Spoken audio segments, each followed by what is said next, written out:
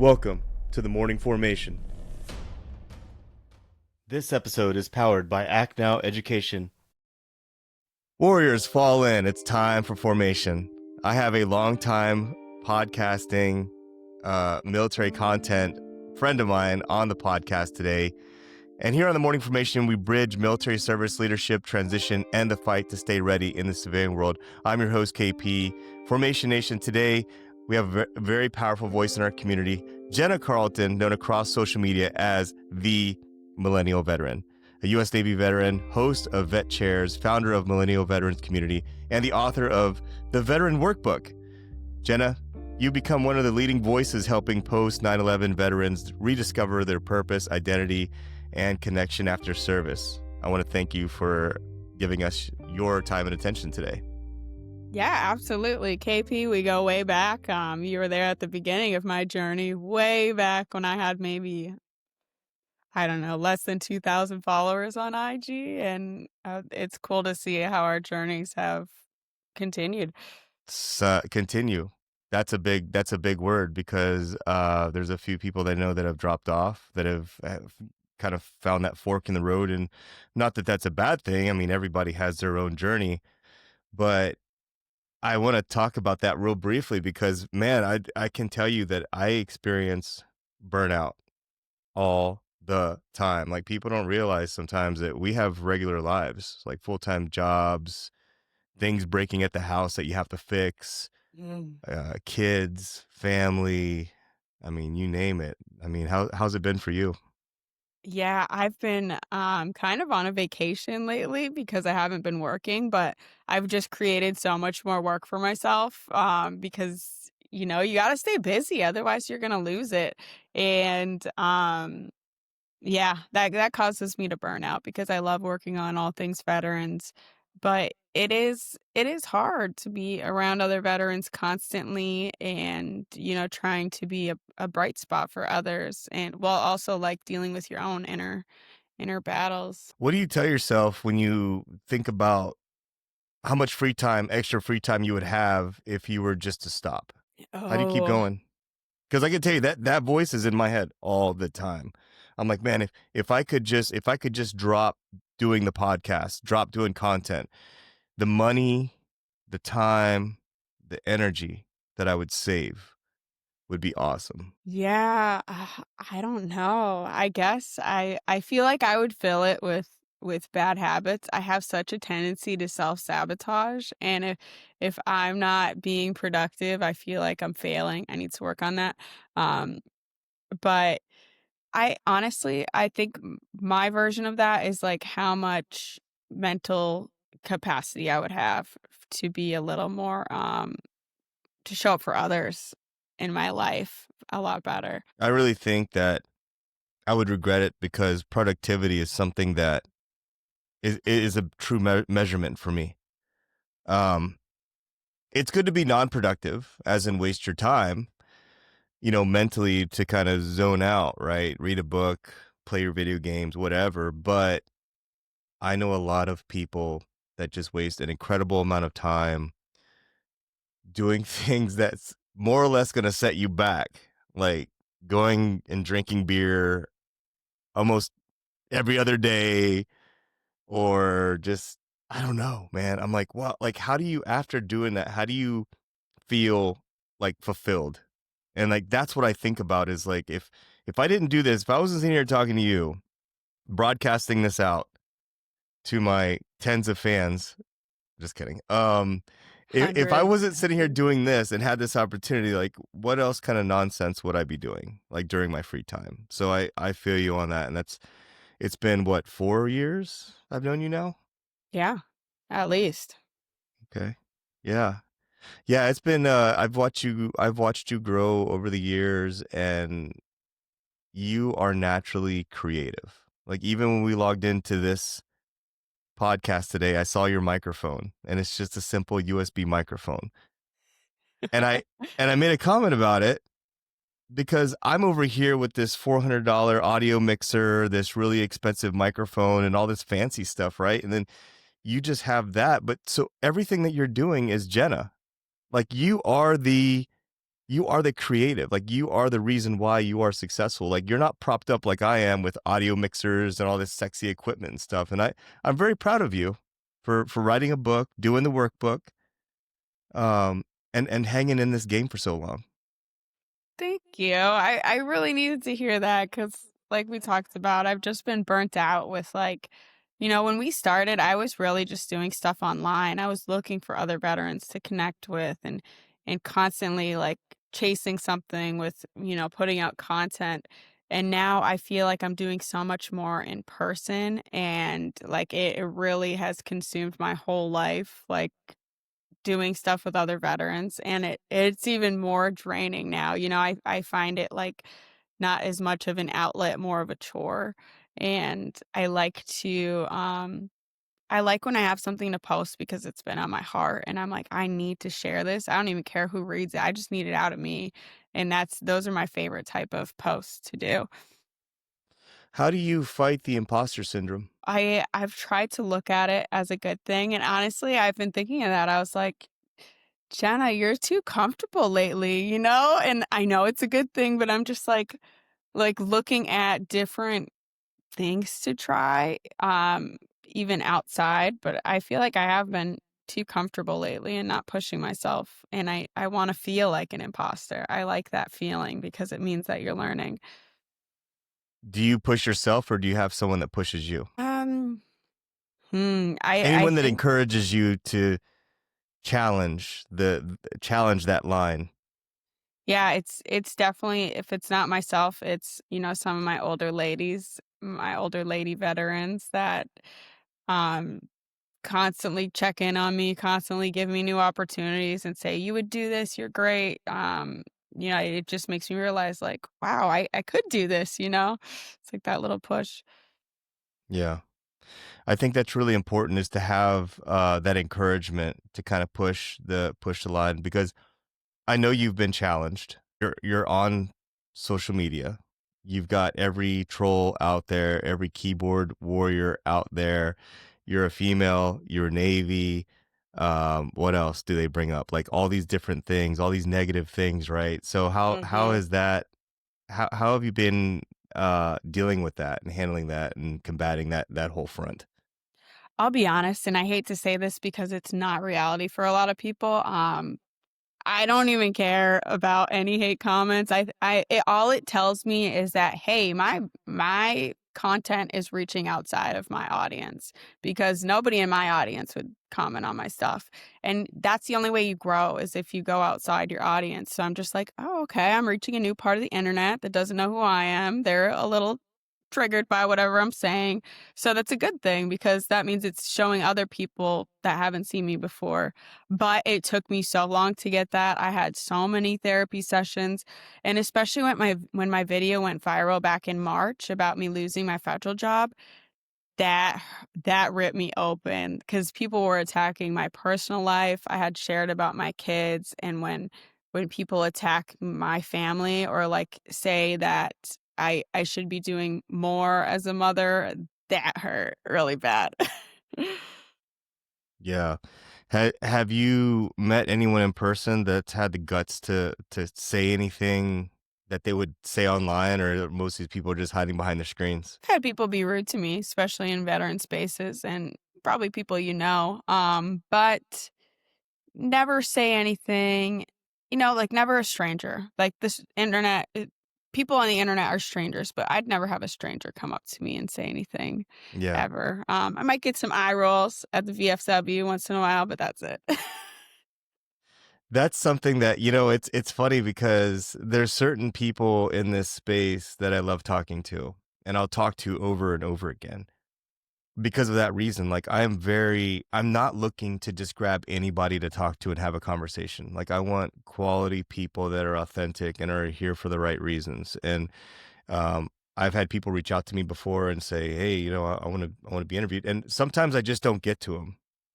And other times it's like, I'm just not really interested. Like, I don't think we have any vibe. Like, I don't think you and I would have a good conversation. Like, I don't just go to the bar and talk to everybody there, right? There's certain people that you talk to, and then there's at certain events, and then there's others that you don't. And I've actually met you in person at the Mick, and you stole my tickets for the dinner, right? Yes. Yeah. Yes, I Did you go this did. year? I did not go. Are you planning on going back in the future? I'm not. I'm No. not for personal reasons. Yeah. Gotcha. What about any other conventions coming up? You plan on going to any social media or Want to, because that was yeah, so much fun. I loved going to the Military Influencer Conference. I had a blast. I feel like I finally found my people. It was like the first time in my life where I was like, "Oh my gosh, I'm around other people that really are authentic, are pushing themselves, and really care." I cried right. with so many different people there. I felt the love, so I would love to do that again. Yeah, I thought it was a great a stepping stone for me to get out and to get into sort of a coliseum of others with different things going on. But I would love to next year take the next step and actually go to a content creators convention, just a civilian one or a podcasting one. I think that would be really cool. Plus, think about it. I mean, someone as talented and creative as you in a pool of like you will be the niche, like you will be the expert of like that would be cool versus like being in a sea of like entrepreneurs and I think I'm this and I'm Yeah. that, you know what I mean? Like that's what I'm thinking. No, I love that. I've never thought of that, and I think that would be great, and also that's something you could find local to you. I could probably find one here in Philly, and you would stand out a lot more because Yeah, yeah, I you're love that it, idea. you're it, right? And Yeah. you'd be surprised, man. LA is a lonely place. It's a lonely, Oh, lonely city. Like people think that you have what? We have like 13 million or I don't know, tons of people here and it's huge. huge, but it's so lonely here. Like you cannot find other veterans as easy as you think because Mhm. we're just far apart and veterans don't realize how rare we really are. I mean, we're less than 6%. I'm the only one in my entire family that's a veteran.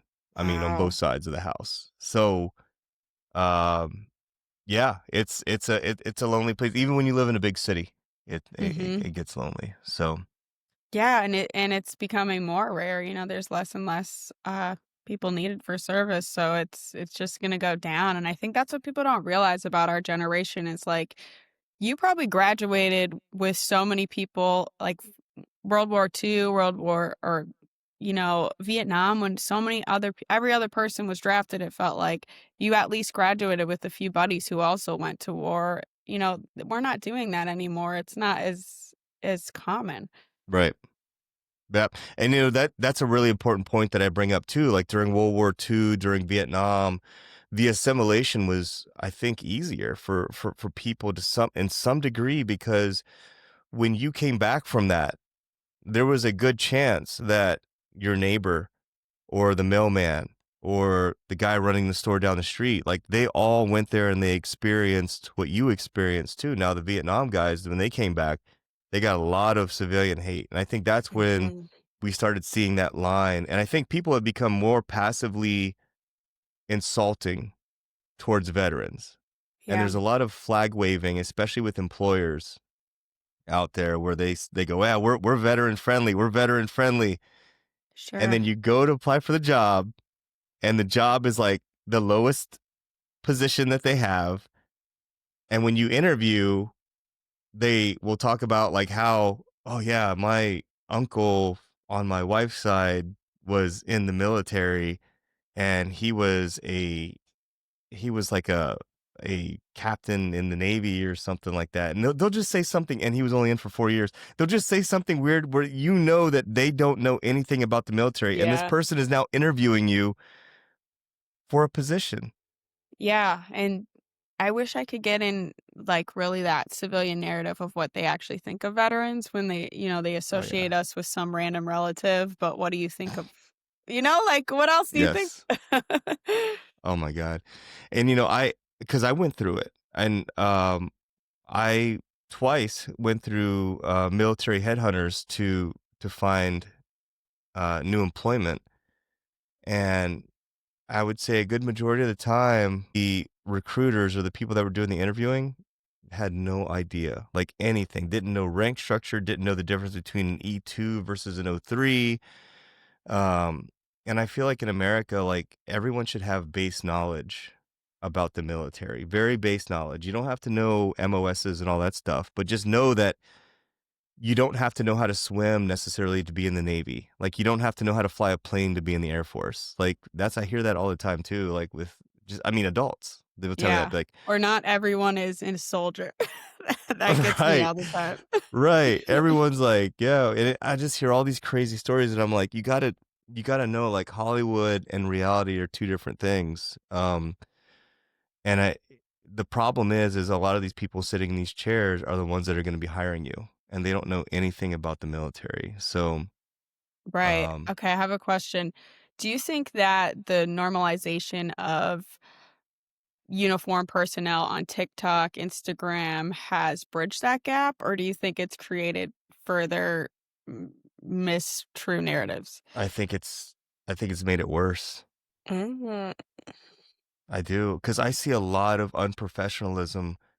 I see more unprofessionalism today, and I don't want to sound like grandpa, but I am going to sound like grandpa because I've seen more unprofessionalism today than I've saw during my time. Right.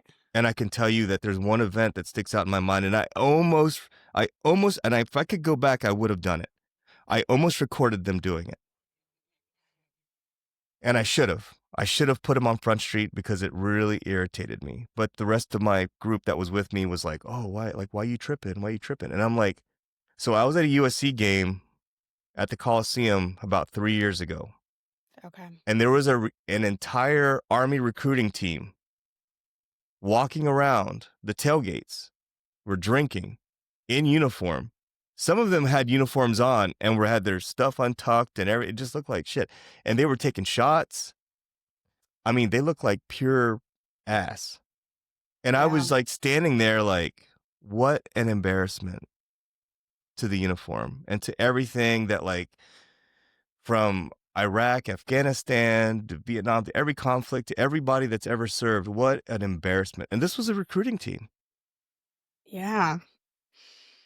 I'm so shocked that they would do that. I'm not. I'm not because it's Army. Army does the I was Army, and I'm gonna tell you something right now. Army is the worst when it comes to standards. The Okay. worst. Period. Because at the end of the day, even during the Iraq War and Afghanistan War, um, we started taking in felons. We started loosening a lot of the regulations. Whereas, like the Marines, they pretty much maintained their standards, and the Army just like let things loose and let things go. So over the years, the Army has like fluctuated so much on standards. Even when I was in the Army, I was at the captain at the battalion level. It got to a point where I was like one of there was two of us that would show up to physical fitness training in the morning, PT. There was probably maybe 10 officers that were supposed to be there, 10 to 12, and two of us would show up. The rest Wow. of them would go to officer PT, which was playing frisbee with each other or just sitting in their cars. That was officer PT. So that was one of the reasons I got out, just to be raw with you. Like, I was not happy with the standards that were being Mhm. set. I thought it looked poorly upon the rank, and my time in the military was not good. Like, I did not. But with that being said, I look at that and I look at what not to do, how not to be. What about Mhm. you? What was your experience like in the Navy? Yeah, I feel like I had, like, this very prestige vision, even just of Navy, I was like, "I'm gonna be around the best of the best." So when I went to boot camp and there was only one guy who beat me in the mile-and-a-half run. I smoked everyone, and of course, like, I was a track star, but I was like, "Wow."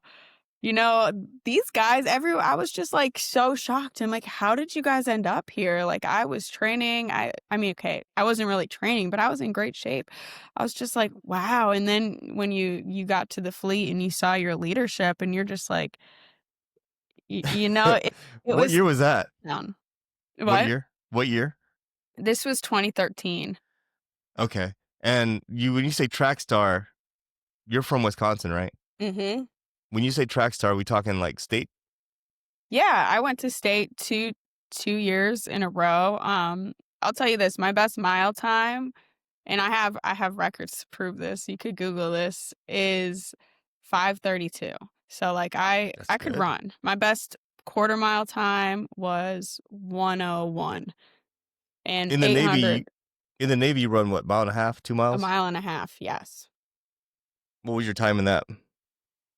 My best mile and a half, okay, because, like, I just I didn't feel like anyone was taking it seriously, so, of course, I'm a junior sailor, I'm impressionable, I didn't take it seriously either, and after I had some, like, incidences, I was drinking a lot, so I just didn't take my PT seriously until deployment, and that's when I had my best time. I could not tell you what it was. Yeah. Why, if you were a track star, why wasn't college in your cards? It was. I really thought about going to run for college, but honestly, track, I put so much pressure on myself with training, and I really stressed myself out. So, I wasn't ready. I partied a lot in high school, but track season, I would not mess around. And so, um, yeah, Was it your grades? my grades weren't that great either. No. Yeah, same here. I was terrible, man. I was 2.5. I think I had maybe a 2.5 GPA when I was in the middle of my class. I was told by my counselor my junior year when I wanted to take college prep courses in high school or whatever. She's like, "Those classes are reserved for the kids that are gonna go to college." And I was like, "Well, I wanna go to college." Like, what? And What do you mean? but that was a wake-up call for me. I was like, "Obviously, she thinks I'm not college material." Yeah. Guidance counselor, Miss Susan Smith, shout out to you for motivating me. I now have 3 degrees. Um, Hey, he's a listener. yeah, right. Yeah, so when you joined the Navy, you took on an MOS as a areographer's mate. How did that shape your career early on? Yeah, so I didn't wanna join as that. I wanted to be an intelligence specialist because, I thought that would be really cool, and then I got a drinking ticket, I got in trouble, so I before I even left, and so they bumped me down to aerographer's mate, which is still an awesome job, doing weather, but instead of 6 years, I only had to do 4, um, and yeah, I was, like, okay about it, I was just grateful that I had that because, I thought I wasn't gonna be able to join after that. So you got in trouble Mhm. when you were in high school before you signed up? Yeah, this summer. I was already graduated in the summer before I was leaving. I got, yeah, got a drinking ticket, minor in possession. Wow. Well, I love how you're honest and raw about that. I've not without flaws either. People always think that perfection is the way to go, and you don't have to be perfect. You just have to be gritty. You have to be willing to get up, brush yourself off, keep going, resilient. Yeah.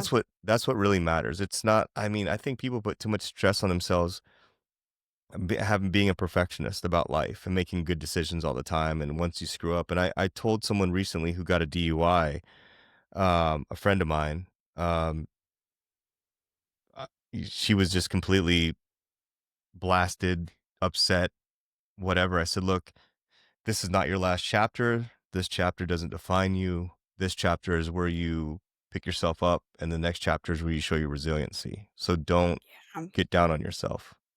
yep. As long as you make those mistakes a pivot point, you can make them great. You can not redeem yourself, but you're gonna continue your story. Yeah. And now when you went into the Navy, did you clean things up or did you continue the immaturity and growing up?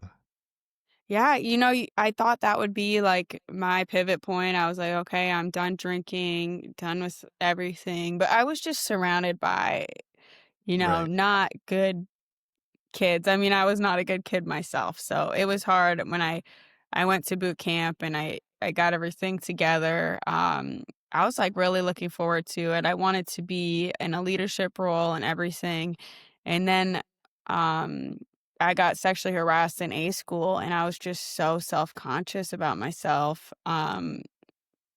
We shared barracks with Marines, and so, like, the Marines were caught texting about me, and it was shared with me, and I didn't know who it was, so, like, it was just like everyone's the enemy talking about my body in, like, a very degrading way, and it was just like I just got a really bad anxiety, and I started drinking and just wanting to have friends.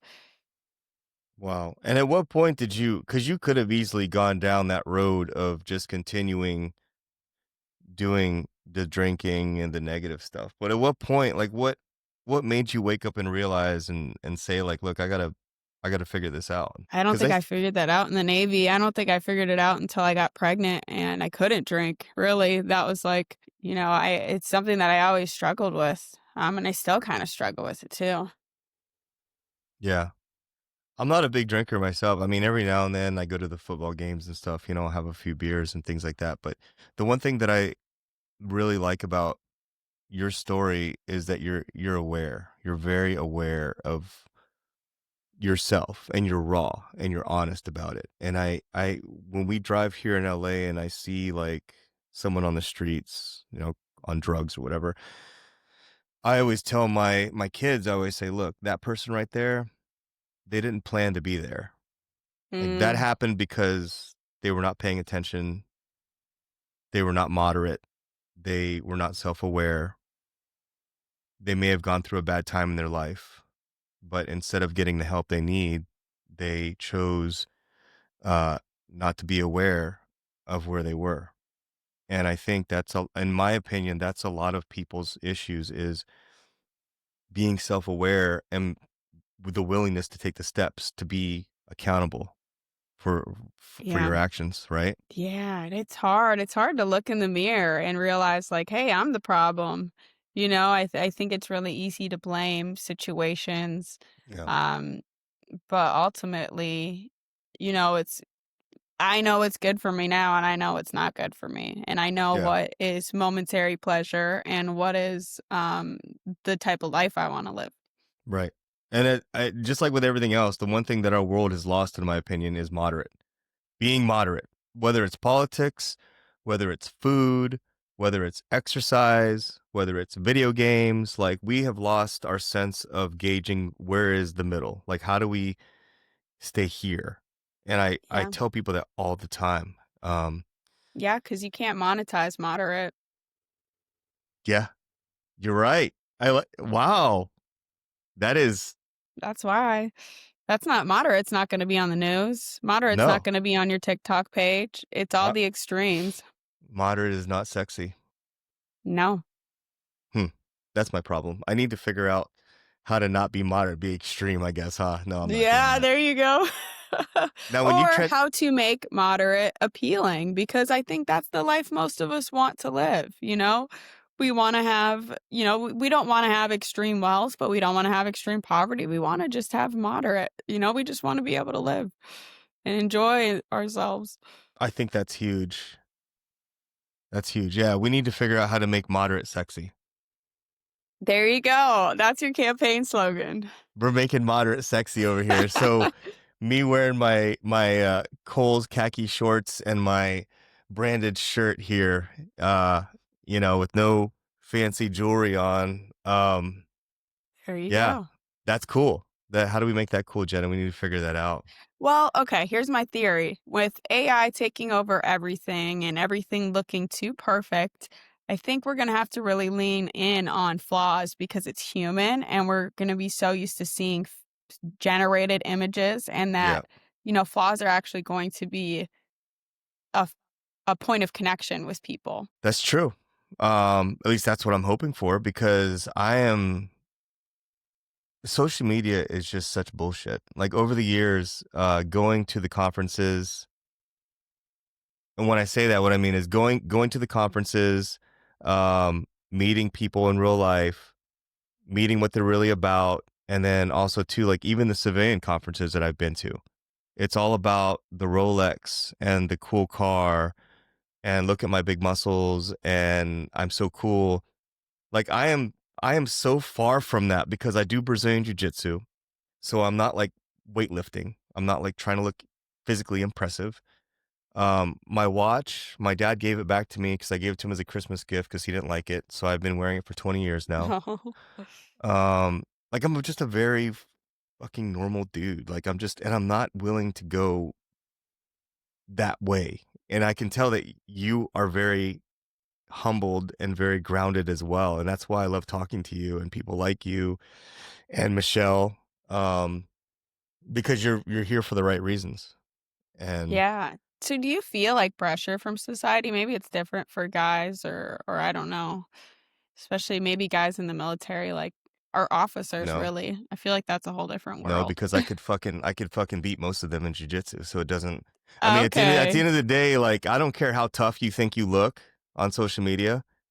And I Yeah. hope, and maybe this will get cut out and put on my stuff because I'll say it right now. Like I've met people in real life, and I've stood in the same room as some of these fucking bad dudes and cool social media influencers, and I'm like, really, really? Because I don't have a fancy car, I would drive a Honda, like because I don't have a cool watch? No, like I don't feel pressure, Mm. but I want to ask you the same question because you have a lot of women on your side of content creation that are a little more revealing. Do you feel pressure? I think I definitely have at points. I'm like, oh, that's what gets the attention, But I kind of stay grounded in the fact that I don't wanna be known for that.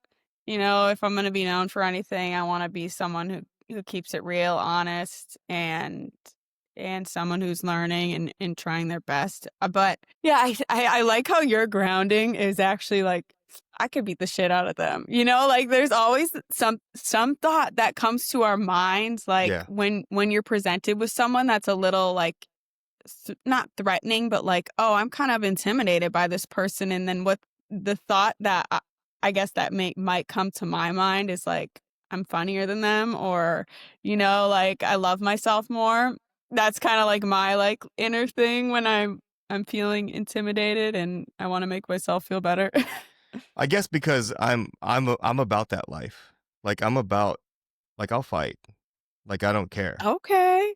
Like I'm just saying like I'm about that life. I can be, but I'm very humble at the same time. Like you've met me in person.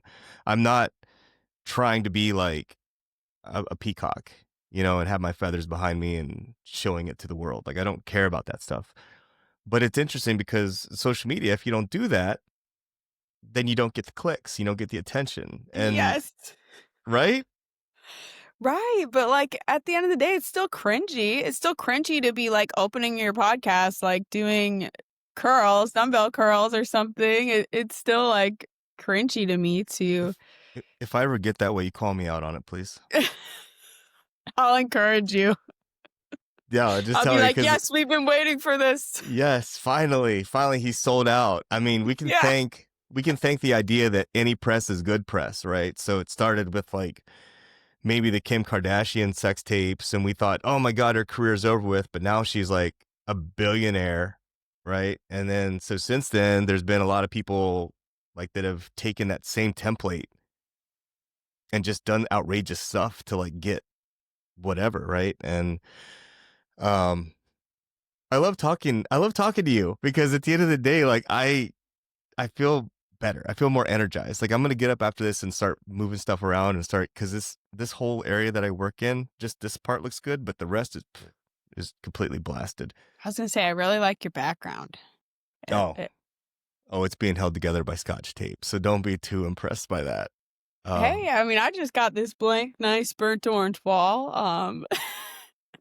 so Jenna, I could talk to you for forever and go down these rabbit holes because I think I have ADD. But I want to get into like what you've been doing recently with the VFW. And can you talk to us a little bit about that? And understand you got a sponsorship with them as well. Yeah, I think the last place people thought the Millennial Veteran would be is the VFW, but I'm there. I'm showing up weekly. I'm going to their meetings. I'm their newest member. I also dragged my husband to become a member because he really needs to socialize with someone else besides his family. But it's been pleasantly surprising. We just did a trunk or treat on Saturday there, and I got to actually meet more of the families. And I was just really impressed with, one lady. She came up to me, her husband is National Guard, and she's like, "The VFW has been such a support for me while my husband's been deployed," and I was like, "I love to hear that," and just go around and talk to more people and who have younger kids because, it's rare to find veterans. It's also rare to find veterans that have kids, in school still, so it was just cool to connect with other people like that and know that they're a part of the VFW. Now I'm in a smaller town and it's almost like more of a default thing to join the VFW to find that sense of community, but I would give it a try. I walked in and it was a bar, but there's more behind the bar. I found out. So, what are some of the myths about the VFW? Because VFW stands for Veterans of Foreign War, and then you also have the American Legion. So, what's the difference between the two? Right, so the difference between the 2 is you're probably either gonna have one or the other in your small town, or you're gonna have both. No, I'm just kidding. So membership-wise, I wasn't sure if I was going to qualify because I've never I've done a deployment on a ship, but I wasn't sure if that counted as foreign service, and I had, my sea service ribbons, so I think it's I don't know, one of them on my DD-214, and they're like, "Yep, this is good." So I was really shocked that I was able to be a member. Also, if I wasn't to be a member, I would have qualified as a part of the auxiliary, which is someone who's either like son, you can be their son, daughter, you can be their parent, you can be their sibling. The auxiliary really extends to the family member. Mm, okay. There's a few American Legions around where I live at. I don't know of any VFWs around where I live. There's a few here and there in LA, but the closest one's American Legion. For, Okay. have you been to other posts before, or just the one that you're in? I've just been to the one I've been in, besides one back in Wisconsin. Okay. And did the VFW reach out to you to get sponsored? Yes, so they sent me an email, and I was like, "Yeah, I've been meaning to go down to the VFW and join, and so I'd love to film that experience and share that with other younger veterans and encourage them." And it's because of your outreach, right? Yes, I think they're doing a kinda nationwide campaign. I think there's a few other creators that were involved, also doing this push of just showing how you're still serving. So, in my opinion, the VFW American Legion both they're a little dated. Yeah. Are they looking to reshape who they're serving and how they're serving in a more positive manner? Because I've been to both VFW and American Legions, and from post to post, it depends on who's running that post on whether or not it's actually veteran friendly or they're using it as their own personal clubhouse. Um, Right. so I've seen that before, which is really irritating to me. And they usually are the guys that have had control for like years and years and years. Is VFW trying to make a push now to do things that are a little more appealing, like the exercising, uh, the race events and things like that to appeal? Yeah, I think they're trying to do more family friendly. I can't really speak for I think it really varies from post to post, from different town to town on what they're doing. But I could see, just talking to some of the members that a lot of them want them to relax the standards on who can join the VFW because they are really hurting for younger members. And, there's a lot of people that are there that aren't even members because they don't qualify. They served in peacetime or some older guys that served in like the 80s or um, mid 70s era. That's really surprising to me because we just came out of like 20-year wars in two fronts, Afghanistan and Iraq. So I don't know. I mean, you have a market out there. It's just how do you appeal to that market? And I think one of the things that a few years ago I thought about trying to take over my local American Legion, just because I wanted to make a gym. Like, I wanted to put a gym in there because a lot of Yeah. us younger folks need to work out. Like, instead, there's a gigantic bar in there. Um, and I feel like you cut part of that out at least and then put a gym in there and just make it free to VFW members.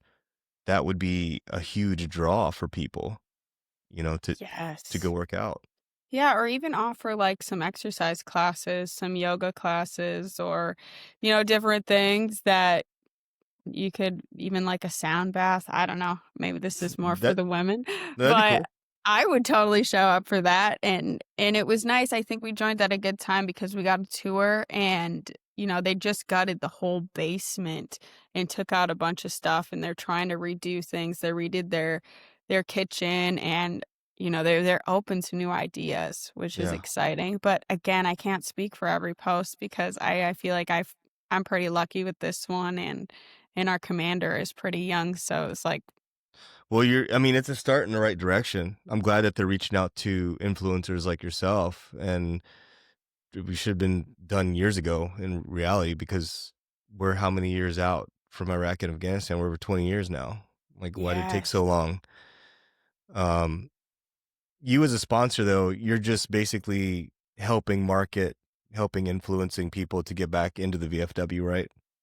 Yes, yeah, so I'm making, content, I have different, items I wanna hit, like, talk about the auxiliary. I also talked about how my great-grandma was the president of the VFW for a long, long time, like, she was known, and that gave her support when her husband came back injured from World War II and, later died really early, so it was like her way of, community. Wow. You even have family ties to the VFW. It's like it was meant to be. Yes, yeah, it really was. I was really happy to find that picture of my great grandma in my aunt's photo album. That's so cool. I love how you're so enthused about the community and all that is being in the military and being a veteran. What are some of the positives that you've seen so far when veterans engage physically, not just online, in community spaces like the VFW? Like earlier, you mentioned meeting the family of the National Guard member. What other positives have you seen? Oh, so many, especially when I do my women veterans. Some of these like I've ran into women who have retired. They've served honorably for 20 years and don't have any help from the VA. They didn't even get their DD-214 because they just I don't know, they just were They're told just young. no. Yeah, they were well, I'm no, they served 20 years, they got out in their Oh, they did 20 40s. years. Yes, I've known 2 women, and they went to go get help, and that first person told them no, and they just decided, "Okay, that Yeah. must be it." Yeah. And never came back Yep. until, they found one of my events, and they see that it's women only, and they're like, "Okay, maybe it'll be more comfortable." And it's just awesome to see people open up and talk about things that they wouldn't normally feel comfortable talking about. That's amazing that 20 years after 20 years, you don't even walk away with a D214, but I believe I could see that totally happening because sometimes when people separate, it's not under good terms, either in their personal life or professional life, whatever the case is, and they just want to get out and move on with their lives. I was that way. I was like, Mhm. I'd walked around with my out processing paperwork and it's like, just sign this, sign this, sign this, taps, Yeah. sign this. And they're like, but you didn't take any taps. I was like, I don't care. Just sign it. I'm a captain. Just sign it. I want to get out of here. Yep. Yeah. I want anyone who's listening to this to go to my Instagram page or my TikTok, and I just posted a video last week that says how long did it take you before you went to the VA? And you're gonna be shocked at some of these people saying never, some people saying 20 years, some Mm, people saying 30. It wasn't until I lost my hearing, it wasn't mhm. until this happened. And then I realized that I could apply for disability. Like the stories on there are just like shocking to me. They're actually heartbreaking because I'm like, you see so many people who suffered in silence, or they were afraid of the VA, or they got turned down and decided that it wasn't something they had access to. It makes me so mad. Oh man, I tell you what, because it makes me mad too, because the story about the um, imposter veteran that is making all these, like, claims, like the person that's full of crap, basically. That story gets heard more than the story of, like, my dad, who it took him 30 years after doing 20 years in the Army. Um, it took him 30 years to put in for any service connection at all. Like, he was at Yeah. 0% for 30 years. You don't Wow. hear about him, but you hear about the guy who did, like, 3 years, in the Army or whatever, sitting behind a desk, getting 100%. Like, you hear all these other stories of, like, fraud, but then you won't hear about the veterans that just, like you said, suffer in silence. Yes. Yeah, I don't think people realize how many veteran benefits go unused, Oh, how many yeah. people do not use their GI Bill, how many people are 0% connected. Yeah. It's Let's crazy. talk about that. Let's talk about that. Let's talk about how many veterans I knew prior to the 9/11 GI Bill that would let their GI Bill lapse after, what Right. was it, 10 years or whatever? Mhm. Lots, lots. And Yeah. it's the same thing with the disability stuff. Like, people do their time and most people don't expect a handout. Most people don't expect to, like, get the benefits of, like, getting their No. ticket punched.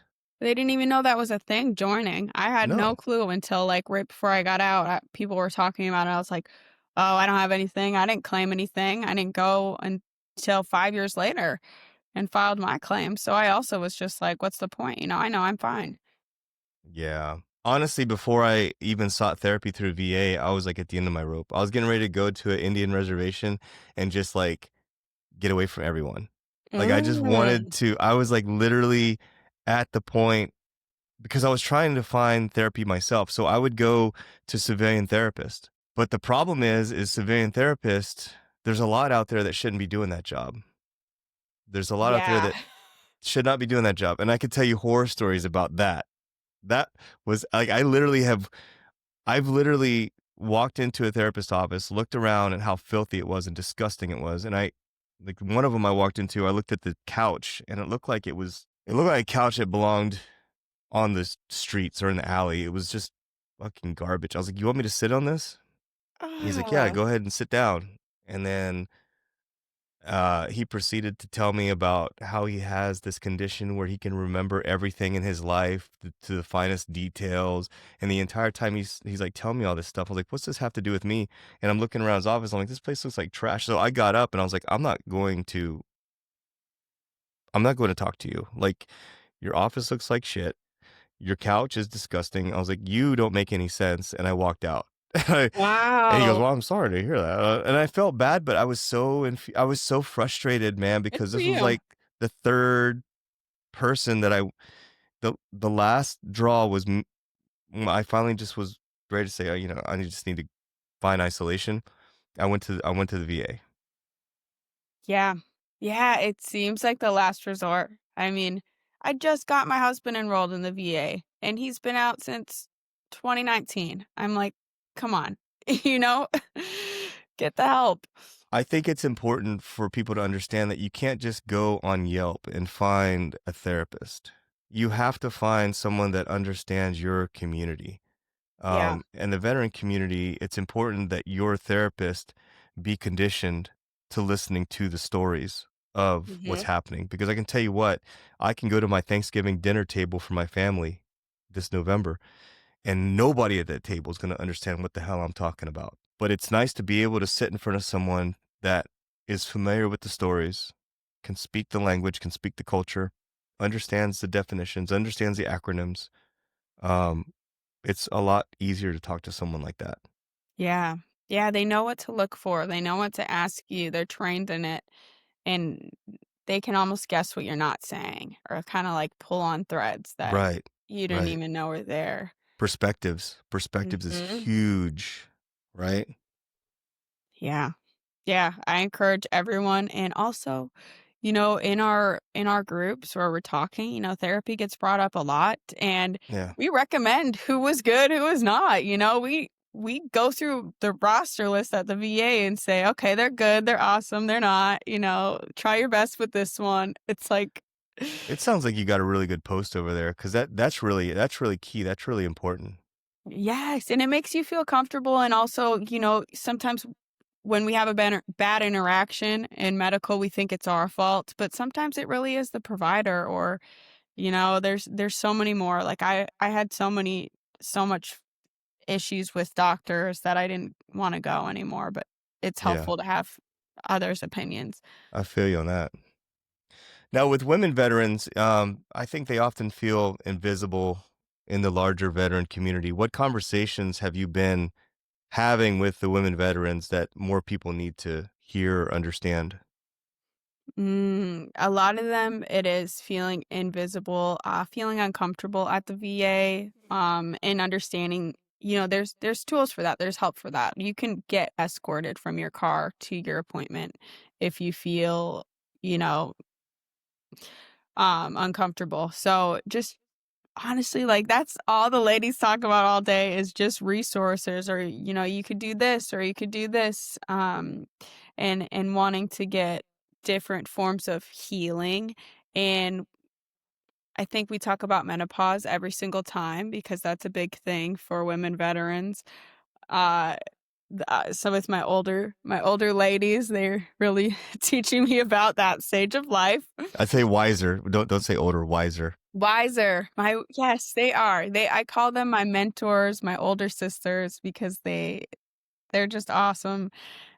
And yeah, I think it's important to understand that being around other women veterans is there's nothing like it. You're going to Yeah. find your tribe. And with that being said, what are some of the ways that the community can show up better for women veterans in just daily life, in institutions and support networks? You got any shout outs? Yes, so I'm also a part of the DAV and we have a women veterans committee that we just put up.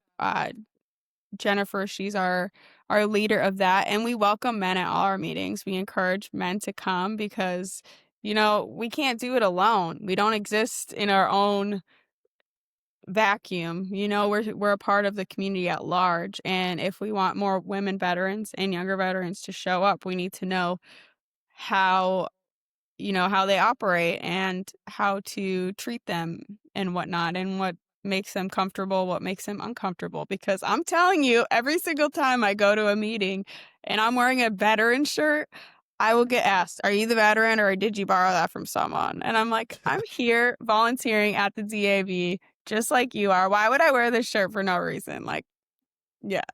See, did you borrow it for? Yeah, I found it in the lost and found, right? Exactly. Yeah, I should say that. Um, Now your new occupation. You mentioned earlier that you had a lot of content out there about your federal job. You've currently recently, I should say, you recently stepped into a new chapter professionally. What does your new role look like and what drew you to it? Yes, I'm gonna find out next week, and honestly, I was ready for any role. I've been applying to jobs since last March and have heard crickets. And the only way I got this job was through networking in the veteran community in my area, showing up to job fairs, showing up to different meetings, and I got in front of this nonprofit called Soldier On. I ran into them at 4 or 5 different times at different events, and every time I remind them, "Hey, I'm looking for a job. Let me know when anything's open." And finally, I sent my resume and they said, "Hey, here's your date for an interview." And I got the job. So I was really excited. And I am going to be a housing navigator for veterans who are experiencing homelessness. I'm going to be working with landlords and, kind of educating them on the program of, these veterans are not just going to get their rent paid for. They're also a part of a program. They have someone else, a case manager. They're getting support in other ways. So this isn't just a handout. They're part of a program. You're going to have your rent paid on time. Um, so just kind of the more educated they are on the program, the more likely they are to accept a veteran as a tenant. Well, this work may end up completely changing how you view prospectively, like just veteran military service and leadership altogether. It sounds like because you're still going to be working within the community. Yes, yeah, and I don't have much experience on the homeless veteran side, and Yeah. that's an issue that gets a lot of attention, and there's a lot of federal funding out there right now, which is why this is the only nonprofit in South Jersey that actually, moves those funds, gets them to veterans because a lot of rural places don't have that. So I'm really excited to be a part of setting it up down here. Wow. You're absolutely amazing. Would you consider the workbook you did? Are you technically you're an author, right? Yeah, I guess I am. I mean, I actually bought it and I was telling someone else about it. I hadn't started filling it out, but I was telling someone else about it. They're like, "That's a really cool idea," and they needed it more than I did. They were recovering and everything, so Wow. I gave it to them as a gift. And overall, I- how did you come up with that idea? Like how did you come up with the creativity, the journaling, the reflection, all that stuff that you put into that book? It was, I think a lot of times people write books that they need themselves, and I love journaling. It's something that's been consistent. I recently found a journal from when I was 10 years old, and just talking every day. It's so cool to go back and look at that and be like, wow, that was my life then. Anyhow, so I wanted to share the tool of journaling and how it's helped me find myself, ground myself throughout life with veterans, and through podcasting. I'm like, I have these great conversations, and I'm asked questions. I'm asking questions that I would never come up in any other conversation I'm going to have throughout the rest of that day or week. And I wanted to be able to have those intimate conversations with every veteran. So that's what it is. It's a book of questions. And it's really you end up being the author and writing your story, your next chapter. I love the trajectory that it puts people on because there's so many times in my life that I have not journaled and I have not written down, and I'm starting to forget. Like I'm starting to Mm. forget things until things come up. And I'm older than you. I mean, I'm 45, Jenna. I'm an old man. Dang. I'm I just know, kidding. right? So with that being said, like journaling is something that I need to at some point in my life figure out. And this whole podcasting thing that I do is sort of journaling in a way. Um, when I'm dead and gone, like these Yeah. hopefully these things will still exist.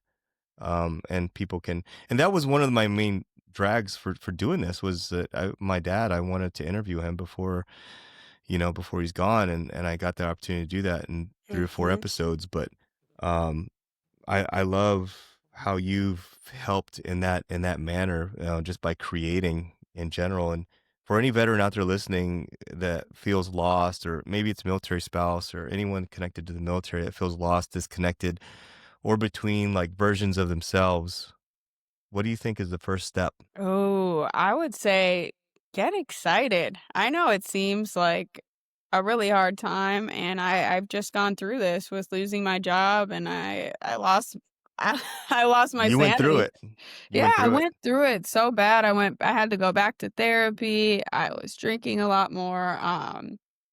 I felt lost, and I'm someone who has really healthy hobbies. I have a community, and I went through it. Um just knowing it's temporary is something that helped me a lot, and reminding myself because every, you know, what is it called? Every rejection I got Hmm. from jobs was just like a stab or like a reminder, like, hey, you're not good enough. You, that doesn't define you. Write down what you value about yourself, and it probably has nothing to do with your job in the end. That's not what's going to be on your gravestone. It's going to be mother, wife, friend, community member, whatever. And try to be more present, instead of doom scrolling. That was another thing. But yeah, it ended up being exciting. That's why I said get excited because you're gonna open yourself up to something that you're meant to be. And I know I was not meant to be a federal employee for the next 20 years, and I'm really excited about my new job. Oh, that's awesome. That's awesome. What's your vision for the millennial veteran community in the next 2 to 5 years? Oh, they just took away our community chats on Facebook, so I'm upset about that because Yeah. that was so much fun just checking in with people on the different Why did they channels. do that? October 7th, October 8th. But why though? I mean, why did they do that? To get people more on the app scrolling instead of, you can't put ads in a chat, I'm guessing, and Hmm. that's where people were spending a lot of times. So we made a Discord with all the same channels, but we only have 170 people. I mean, we have almost 5,000 in the Facebook group, so it's pretty dead over there right now, but we're trying to invigorate it. Um, so I just picture that. I'd love to do an in-person event. I've been saying that for years, but I'd love to reach more veterans who don't feel like they don't have a place anywhere else to see younger veterans. Here we are, we're showing up, we're making a difference, we're doing great things with our benefits and giving back to the community. Yeah, I love it. Jenna, I've had you for about an hour now, and I don't want to keep you on here any longer. I know you got stuff going on there on your end on the East Coast. But was there anything that I didn't mention in this interview that you'd like to bring up right now? I think we hit it all and even more. So it's been a pleasure chatting with you. It was a great conversation for sure. You're the kind of person I literally could hang out with and just talk to for hours. And I've met so many others like yourself. I'm looking forward to meeting more people in this space and outside this space. I think this is in some sense therapeutic for me as well. I know today's session with you has been therapeutic. You've inspired me to keep going. And I just want to say thank you for being a friend over the last few years. And hey, I think we met during the pandemic virtually. We met in Yeah. person. Um, and I can honestly say that you're the kind of person that I definitely want to be a part of their circle. So Thank it's been an you. absolute honor. Thank you. I really, really appreciate that. Anyone out there who hasn't met Jenny yet, make sure you follow her on TikTok, Instagram. Where else are you? Our Facebook group Facebook group, and then you said Discord, right? and Discord. Yep. Okay. What about YouTube? I have a YouTube. I do the shorts, but YouTube, talk about, garbage content. It's a mess over there. Hey, they're all racing for the trashy garbage content for the clicks, right? It is. What did you say earlier? You said moderate is not trendy, or what'd you say? Yeah, you can't monetize moderate. You can't monetize moderate. Someone told you that. Oh! That's really cool. Maybe subliminally, I remember it. Yeah. Well, Jenna, thank you for stepping into this space with honesty and purpose. Your voice is shifting the landscape for young veterans, women veterans, and anyone navigating the transition into civilian identity. Formation Nation, take what you heard today. Uh, Make sure you check on your people as well. Community is not luxury, it's survival. So until next time, as always, I want you to stay tuned, stay focused, and stay motivated. Warriors, fall out.